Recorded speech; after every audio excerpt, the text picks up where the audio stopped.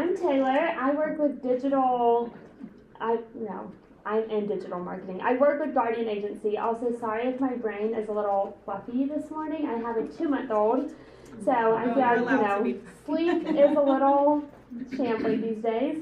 So I might look at my notes, but might forget some words, but I'm so glad to be here. Like I said, I'm from Guardian. Guardian was traditionally more of a PR firm, and they work exclusively with nonprofits or faith-based businesses, like businesses who have faith-led leaders. But over the last 5 years, just along with everything else, they're like, okay, traditional PR isn't what it used to be. We need to expand to have more of a digital focus, a digital marketing focus, and that's what I've always worked in, is digital marketing. So kind of to that point, and like what you guys said, and like the digital landscape's always changing, and like you kind of have to always be thinking about it to stay up to date with what's going on. And where there used to be just like, oh, you do this one thing and you can reach all these people, now you have to do so many different things. Like the digital marketing landscape is so multifaceted, and information is so instantaneous now, from social media to websites to blogs to emails. And so you really have to have strategy behind where you're putting your energy for creating content and how you're getting it out to people in order to reach them effectively. And so, you have to probably do things more frequently than you wanted to, more synchronized than you want to, but that's all in an effort to kind of find the sweet spot of not just maintaining your audience, but growing and reaching more people, whether that be volunteers or donors or people that you want your organization to benefit. So today we'll talk through just different elements of digital marketing and the digital landscape, from just online branding and how your brand presents online, and then social media and email marketing as well. And all of this works together to kind of fortify your digital footprint and help your brand reach more people. So hopefully today you'll have a clear understanding of your digital presence and the role that plays, and then get some actionable insights. So there will be time for questions at the end, but also if you have questions throughout, I want this to be very conversational. But throughout this day, I have questions that kind of can help you gauge what you're currently doing and where you're currently at if you are managing any digital, social media or any other things that have to do digitally. So keep track of your points. But first, question number one, which digital marketing tools are you currently using? Are you doing social media, email marketing, SEO? Are you using apps or blogs? Just give yourself 1 point for whichever of these that you're using. But just kind of take inventory. Okay, where are we digitally? What are we doing digitally? But we're going to start by talking through the fundamentals of online branding. So what makes up your online brand and what's important to think about. But I would love for you, another question, rate your organization's current consistency and brand messaging across all platforms. So if I was to go to your social media page and then receive an email from you, does it look like it's from the same brand, or the same fonts being used, the same colors, similar photos? How consistent is your brand across the internet, whether that be email, social, online? Because it's easy to kind of deviate from your normal branding when you're on a digital platform, but would love just for everyone to think through, okay, is my brand, is the organization really consistent, or does everything kind of look different that we're sending to our audience? And then another thing to think throughout is, what is a word that you want people to associate with your organization? Is it that you're compassionate, that you're generous, that you're bold? Because everything that you should be doing as an organization should reinforce that message of, okay, here's who we are, and here's who we want to be. But why is branding important, and why is your online brand important? So likely when you think of branding, you think of fonts and templates and logos and colors and just kind of the visual identity of a brand. But really a brand is so much more than that. It's really the overall perception that people have of your organization. And there's so many things that go into that. But branding is important because it communicates who you are and what you do. It can help attract new donors. It can help compel current donors. It can help inspire your volunteers, and it differentiates your organization from other organizations. So it really is important that it's thoughtful how you approach your brand. And there's really dozens of vehicles that communicate who you are, from what your employees say about your organization when they're talking to their friends, to the physical appearance of your headquarters, to the thing that you post on social media. All of that is part of your brand and part of the way that you communicate who you are to people. So, like I said, it can help with donors, can help with volunteers. But there's really 3 key elements to think through when you're thinking of your brand identity. And the first is that visual identity that I mentioned, and that's your fonts, it's your pictures, it's your logos, and the visual aesthetic of your brand is immensely crucial, although it's just one part of your brand's composition. So consistent visual branding is functional, and it helps facilitate clear communication across all platforms, whether that be digital or more traditional. And so as you refine your brand's values and mission, it's vital to choose colors, logos, and fonts that resonate with what you're trying to communicate. So in the digital realm, and specifically on social media, it's really easy to deviate from those standards because you're just like, I'm going to throw up this graphic, I'm going to throw up this picture. But sometimes if everything on your page looks different or feels different, it can really distract people from the message that you're trying to send. Whereas if your graphics all have like a standard template or use standard colors, then even when someone's scrolling on social media, they'll immediately have an association with your brand and know, oh, this is coming from Boy with a Ball, this is coming from Perimeter, because it looks like Perimeter and it feels like Perimeter. So kind of having consistency in your visual identity helps reinforce your brand message and helps reduce distraction and clutter online. The next part is your voice and tone. So once your visual identity is solidified, the next step is to refine the voice and tone of your organization. So this is more than just like your slogan or your tagline, but it's how employees talk about your brand. It's the language that you use across your website and across emails. So your communication should consistently echo the personality of your brand. Whether you want it to be compassionate, authoritative, informative, inspiring, all the language that you use should help people see you in that light and help communicate in that way. So when you identify the desired attributes of your brand, voice, and tone, so okay, what do we want our voice to sound like?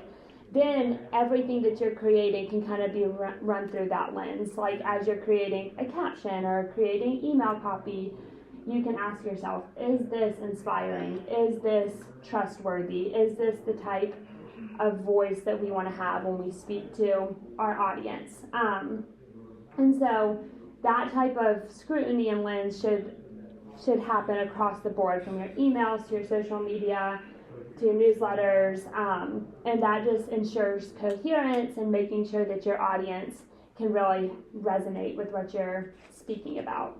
And then the last thing is your mission statement. So although I'm sure each of you have tons of content going out in different ways all the time, whether it be social media or emails,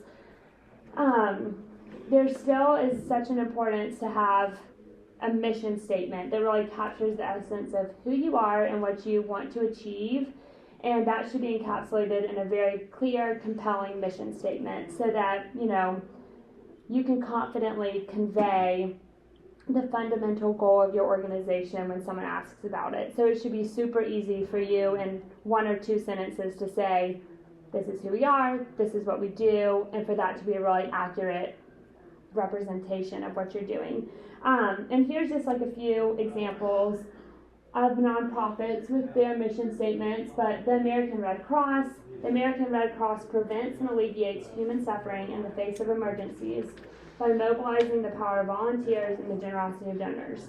So this mission statement, it just captures the extensive impact of their work, and their dependence on compassion and volunteerism in what they do.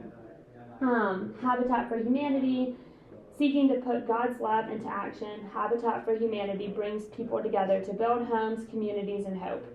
This reflects their spiritual drive and their community building efforts. And then the World Wildlife Fund to conserve nature and reduce the most pressing threats to the diversity of life on Earth. And this is a compelling statement due to its focus on conservation and the urgency of the environmental issues. So those are just a few examples of, mission statements that really you're like, oh yeah, that really does encapsulate who they are and what they're doing. So a well-crafted mission statement can kind of be that cornerstone of all your communications efforts, and help guide the narrative of who you are and what you do. So back to online branding, there's a few common branding mistakes. One of the most prevalent errors in branding is inconsistent messaging or visuals, which is what I was just kind of explaining. And, I used to work for this one company, and literally within 2 minutes of looking at what they have, even their tagline is different across their website and across their logo and across their emails. And so there's so many examples of inconsistencies when you're looking at organizations or brands. So just that inconsistency can be confusing for people where they're like, oh, is this the same company as this? What do they do? So that's a common branding mistake. Another is neglecting audience engagement. So beyond maintaining consistency, active engagement is essential. Engaging with your audience by responding to comments, facilitating feedback, and supporting your most active followers can significantly boost your brand's reputation and the loyalty that people have to your brand. And ignoring these interactive opportunities can put a gap between you and your community. So if they are sending you, commenting on your posts, sending you messages, and they just don't hear from you for a long time, that can create a gap that can make them less likely to engage with you in the future. And then another common mistake is overcomplicating the message.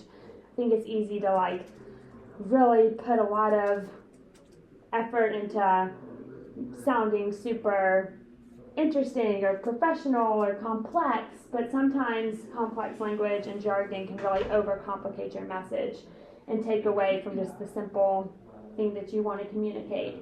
And this can be alienating to your audience, especially, I think this happens a lot in the nonprofit sector where you really just want clear, relatable communication that's going to draw people in, and it can be easy to fluff it up too much and make it hard for people to relate to. So direct language is always beneficial to your audience, putting things in a way that they can really understand and soak in. So to kind of tie a bow on the online branding section, there's a few best practices in brand messaging. Consistency is key. To avoid confusion, ensure clarity, it's vital to keep all communications consistent in both style and substance, so what it looks like and what it says. This uniformity helps reinforce your identity and facilitates effective communication with your audience. Another is authenticity and transparency. So genuine communication that reflects your true values holds immense value. So in today's skeptical environment, supporters are quick to detect and reject insincerity and things that they don't think look real or authentic. So always ensure that there's no discrepancy between what you're saying and what you're doing, because now more than ever, people can call that out pretty quick. And then storytelling is an important part of your online brand, especially in the sector that most of you work with, there's a lot of people that you're benefiting, a lot of people that you're working with. So utilize storytelling to make your brand more relatable and memorable to the people that you're speaking to. Effective storytelling can demonstrate the impact of your work through real-life examples or powerful testimonials. And word of mouth remains the most potent tool for bringing in new audiences and building trust. So even if it's just a one-line, quote at the bottom of your email from someone who's been impacted by your work, those kind of testimonials really go a long way, because it kind of provides that social proof of, okay, this organization really is working with real people and helping real people, and kind of drawing that connection to your audience makes it seem more real. And then lastly, feedback and adaptation.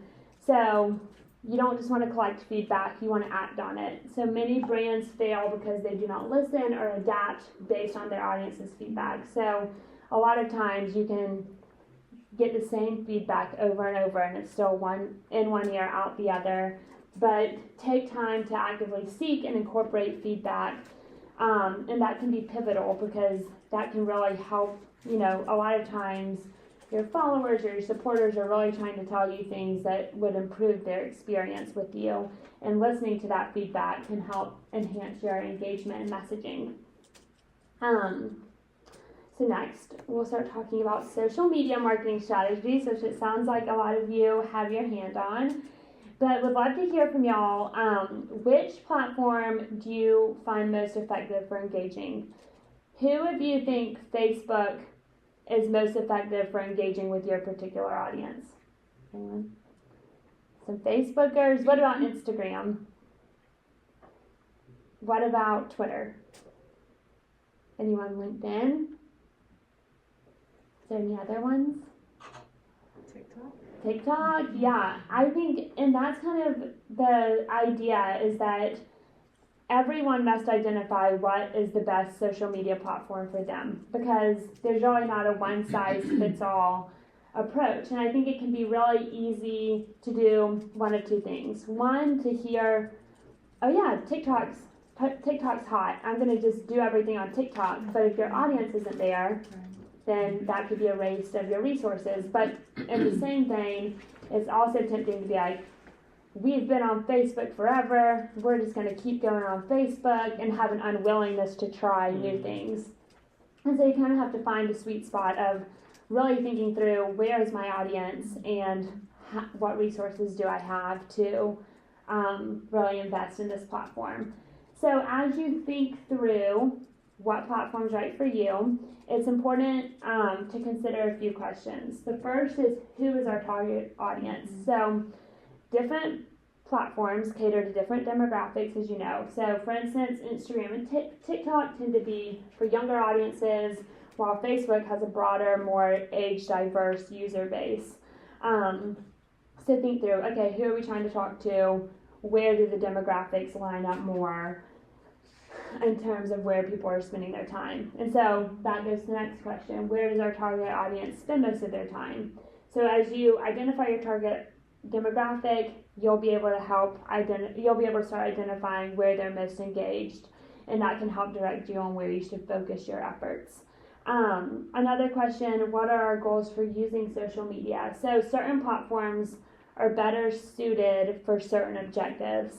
For example, if you're trying to talk to other businesses and it's more of a business-to-business focus on networking and generating leads, then LinkedIn could make sense for you. But if you're really trying to tell a story and show videos and create an aesthetic, then maybe Instagram is better for that. Another question is, what type of content do you want to create? So if there's just no way that you can produce videos regularly, then like a YouTube or TikTok isn't going to work for you. And if you want to have, more quick, real-time conversations, then maybe Twitter is better. So thinking through what type of content you want to create and are able to create is important as you choose the right platform.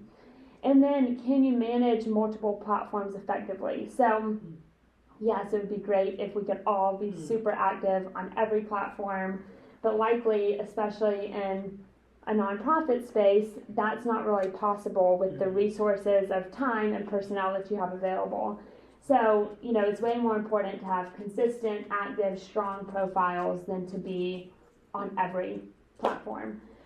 So just consider your capacity to create content, engage with users, and monitor platforms, and help that kind of guide you so that you don't dilute your efforts by trying to be in too many places. So you just want to align your social media platform choices with your organizational goals, whether that be awareness, fundraising, event participation, volunteer recruitment. You want that to align with what you have available in terms of time and personnel. And when the goals are in alignment, you'll be able to start churning content, creating content that really garners notable engagement and is really achieving what you want it to achieve on social media. So as you choose the right platform, then we can start thinking through content creation. So there's many different types of content that is across social media. So that could be images, videos, live streams, written posts. There's all types, long form articles, short form content. There's just a million different ways that you can disseminate your content. So regardless of your platforms of choice, you're probably going to have to do a combination of the few, whether that's, you do videos and pictures, or you do blogs and images. There's likely a content mix that works best for you based on the platforms that you're on. And so it's really important to streamline that effort. So one way to streamline the cadence and type of content that you're producing is through a content calendar. So kind of a master calendar where you can see, here's all the emails I have going out this month, here's all the social posts that are going out this month. And when you plan with a content calendar where you can kind of see a broader scope of all the content that you're disseminating, you can make sure that's all working together. So, start by looking at an annual calendar and saying, here are maybe it's 4 key themes that you have throughout the year of like, okay, we want to really focus on this effort, this initiative, however many themes, but look at the big calendar and think, what are the key themes that we want to reinforce throughout this year? And then as you kind of develop those key themes, you can break them out into more specific points of, okay, we really want to push people to our events. Here's the events that we want to push them to. And you can start making more specific line items that you want to focus on. And then with that, you can say, okay, so we want to focus on events. Here's an event that's happening in January. What do we think is the best way to communicate about this event? Is it showing in a video from last year? Is it showing a quote from someone who attended last year? But as you kind of break things down and work through your themes, you can think about what type of content would best portray what you're looking to do. So that's kind of how a content calendar works. And then another point is user-generated content. And this is often underutilized, but leveraging content that's been created by your volunteers, your community, your beneficiaries, can really help enhance your authenticity and engagement. So even if you're simply, if someone goes on a trip with you or helps at y'all's mission event coming up, even just reposting their stories or reposting their posts can help build that rapport and that social proof that I was talking about earlier. It helps people see you as trustworthy. It helps them see other people and how they're engaging with your brand. And sometimes it saves work for you where, they're already posting about your organization and what you're doing. And so by resharing that, you can kind of use that message, use that story, which can go a long way and is often more beneficial than even the things that, a brand may put out themselves. So engagement strategies, like I said at the beginning, that interactive engagement feedback component of the digital landscape is really important. And so there's a few different ways engagement strategies can work on social media. One is just community building.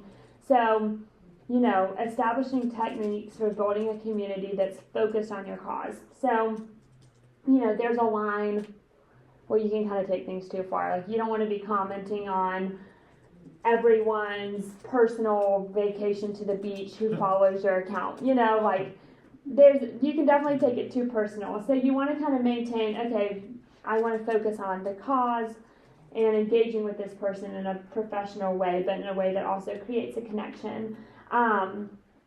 So, kind of figure out what that cadence looks like for you. a lot of times that's regular interaction by commenting on people's posts, creating groups or forums where people can share about their experiences, or, kind of creating a forum so people have space to talk about relevant experiences. Liking posts of, if someone tags you in it or went on a trip with you, just doing things to engage with your followers. And then there's call to action. So it is a little overboard if on every social media post you were like, donate today, volunteer today, sign up here. On social media, you kind of want to find the sweet spot of, okay, a lot of times we're just connecting and educating our audience, but sometimes we're using social media to encourage our initiatives. And I think a sweet spot often is kind of an 80-20 rule of 80% of your content might be storytelling, telling about your brand, telling about, educating your audience on what you do, and then 20% of your content has more of a direct call to action. So here's an opportunity to donate, here's an opportunity to sign up. A lot of times social media platforms have bigger followings than maybe some of your other avenues, and so using that, leveraging that to support your initiatives is definitely a great thing to do, but you want to do it where it's not overboard. And then collaborations and partnerships. So, there's a lot of benefits of partnering with other organizations or community leaders. It helps you expand your reach and your credibility.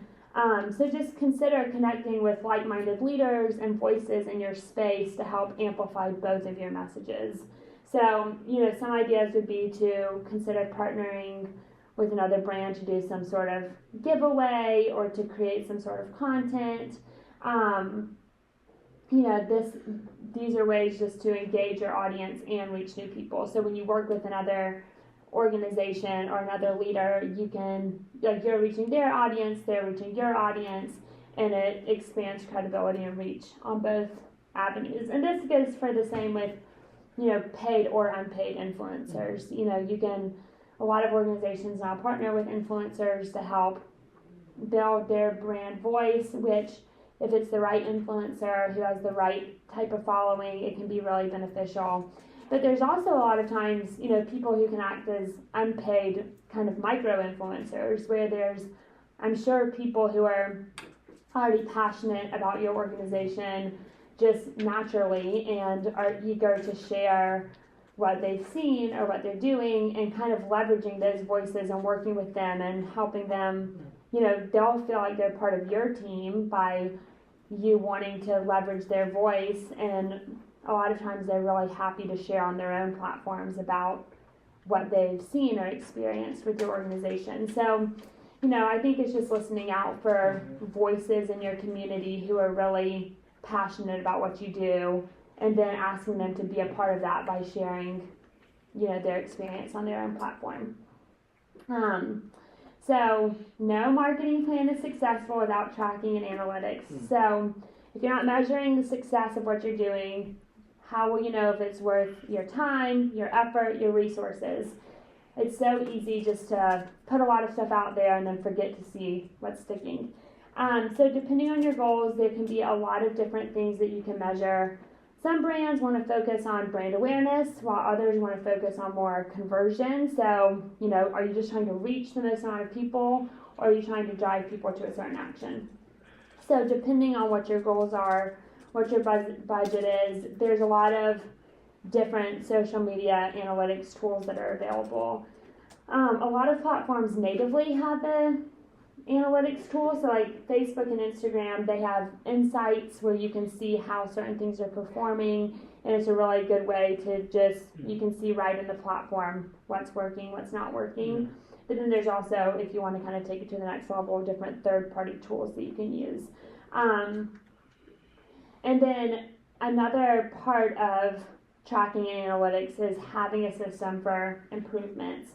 So data should be regularly analyzed to see what's working, what's not working. Sorry. But as you look into that data, you should use that to make informed decisions about what you're doing next. So if invested a lot of resources in creating these reels or videos, and then you see that they have low click rates, low viewership, then it can help you understand, okay, maybe we shouldn't invest all this time and money in creating these if they're not making a splash. Like, what is going to make a splash? What makes more sense for our time? So using data to help inform what you do going forward is a good way to use your resources often. And then the last little section we're going to touch on today is email marketing.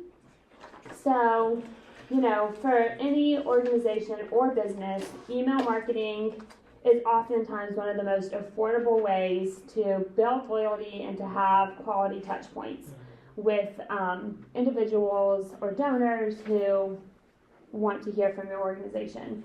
So, next question, how often do you send emails to your mailing list? Is it rarely? Is it quarterly? Is it monthly? Is it weekly? And the right cadence is different for everyone.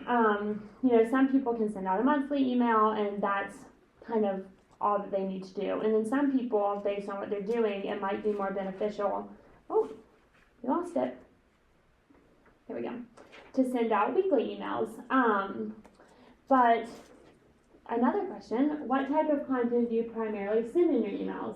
Do you send event information, donation requests, stories, news and updates, or educational content? None are right or wrong, but it's good to send out all of these things at some point to segments of your audience. But we're going to start with building your email list, because what's the point in creating content for an email if you don't have people to send it to? So having a plan of action for strengthening your email list and continuing to nurture and grow your email list is important. So there's a few different ways to do this, and unfortunately there are now many questionable ways to get email addresses where you can buy all these leads, and you can snag people's emails from visiting your site without necessarily having them opt in. But I wouldn't recommend any of those things, because one, people are like, well, how do these people get my email? But oftentimes those aren't really qualified leads anyways. So you want your email list to have people who want to hear from you and who are likely to engage with your organization. And so, you want them to be genuinely interested in who you are and what you do. So whether you're adding an email pop-up form to your website or partnering with another brand to share contacts, it's critical that you ensure that all addresses are obtained legally and ethically to ensure compliance and just to create a foundation of trust with your audience. But you can add sign-up forms to your website, to your social media pages, or you can use, a QR code at events to have people sign up to be added to your email lists. And another way, if you're looking to increase your email list in a quicker way, offering incentives is also a good option.